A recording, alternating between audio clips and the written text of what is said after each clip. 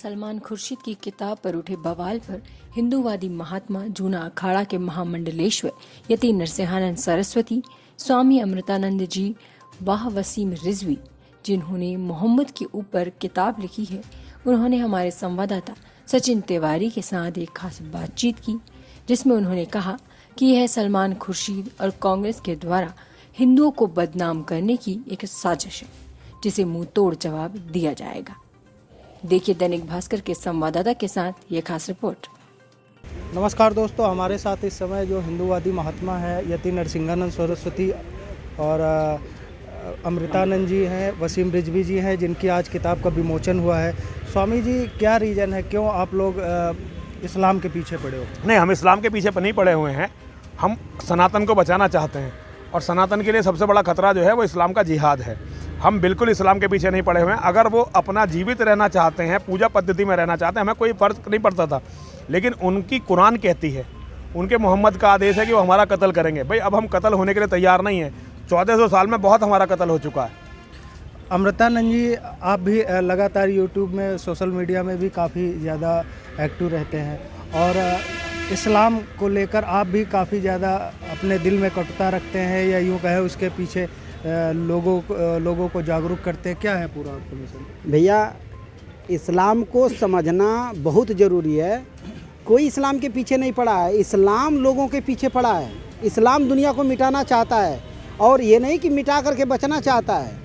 वो तो मोहम्मद अल्लाह अकबर करने वाले को भी मारा तालिबान में। और फिर लोग ये कैसा शांति का मजहब है? हम तो यही बता रहे हैं कि शांति का मजहब नहीं है, ये दुनिया में अशांति पैदा करने वाला एक लुटेरों का गैंग है, उसको समझना पड़ेगा। और रिजवी जी ने मैं पूज्य रिजवी कह रहा हूँ, ध्यान रखना आप, पूज्य रिजवी जी ने इस्लाम को नंगा कर दिया है, ये समझना होगा। और हम पूरी तरह से, पूरी शक्ति से मैं रिजवी जी के साथ, नरसिंहानंद जी महाराज जी के साथ खड़े हैं। आज रिजवी जी ने किताब भी लॉन्च की है मोहम्मद के नाम पर, जिसमें मोहम्मद के बारे में काफ़ी कुछ लिखा है।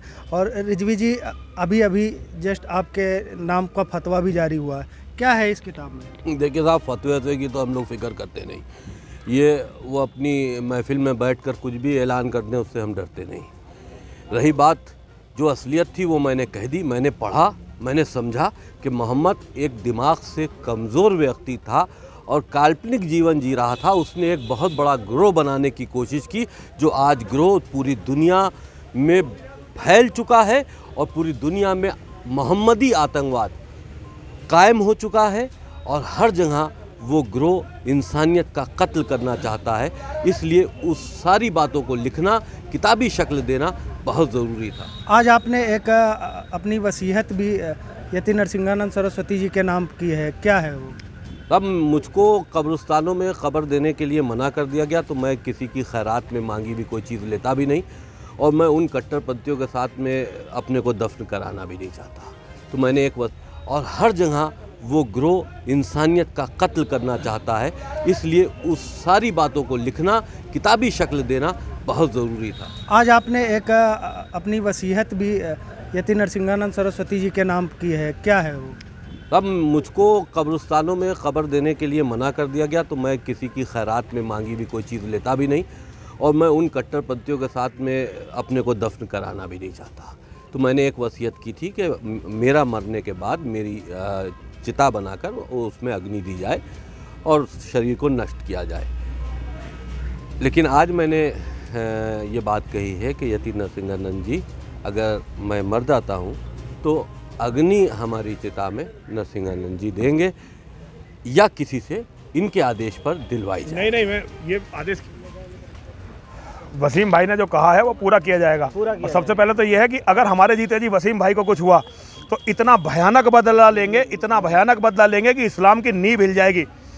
वसीम भाई को कोई अकेला ना समझ ले, उंगली ना लगा दे। हत्या तो बहुत बड़ी बात है, वसीम भाई को अगर हमारे जीते जी किसी ने छेड़ा भी तो उसका बहुत भयंकर परिणाम होगा। हम अपने हाथ में अपनी साधुता छोड़कर हथियार लेकर खड़े होंगे। हम परशुराम वंशी हैं, अभी इस भगवा चोले में हथियार नहीं उठाते हैं, लेकिन जरूरत पड़ेगी अगर वसीम भाई को किसी ने हमारे जीते जी टच कर दिया। वसीम भाई उम्र में हमसे छोटे हैं, हम ये चाहते हैं कि वसीम भाई रहे और वो हमारी चिता में, हमारी समाधि के समय आएँ और हमारे ऊपर मिट्टी डालें, जैसा समाधि में सब लोग मिट्टी देते हैं। लेकिन अगर मुझे वसीम भाई का अंतिम संस्कार करना पड़ा तो ये इस्लाम के खात्मे का आधिकारिक घोषणा होगी।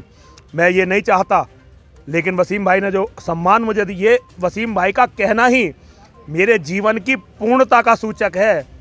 वसीम भाई ने हमें पूर्ण किया है। हमें इतनी किसी बात में खुशी नहीं हुई जितना आज, और ये हमें विश्वास हुआ कि हमारा जीवन बेकार नहीं गया है, और वसीम भाई ने जो कहा है वो पूरा किया जाएगा। महाराज जी, एक किताब आज इधर विमोचन हुआ एक किताब का, और एक किताब सलमान खुर्शीद जी ने निकाली अयोध्या के ऊपर, जिसमें उन्होंने बोको हराम से तुलना की है हिंदुओं की। क्या कहेंगे इस पर? क्योंकि हम बोको हराम वाले काम नहीं कर रहे, इसलिए वो हमें इस तरह बदनाम कर रहे हैं। मैं तो हिंदुओं से कहना चाहता हूँ, बोको हराम और ISIS जैसे संगठन हिंदुओं के पास होने चाहिए, ताकि ये हमें बिना मतलब बदनाम ना करें। मारे भी हम जाएं, कत्ल भी हमारा हो, बलात्कार भी हमारी बहन बेटियों का हो, बर्बाद भी हमारी बहन बेटी हो, ज़मीन भी हमारी छिने, और सारा दोष भी हमें दे दिया जाए। ये ही है इस्लाम के असली गिरोह का असली चेहरा। ये दुनिया को देखना चाहिए।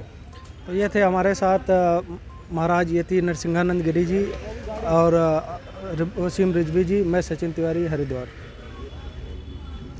ये पूरी वीडियो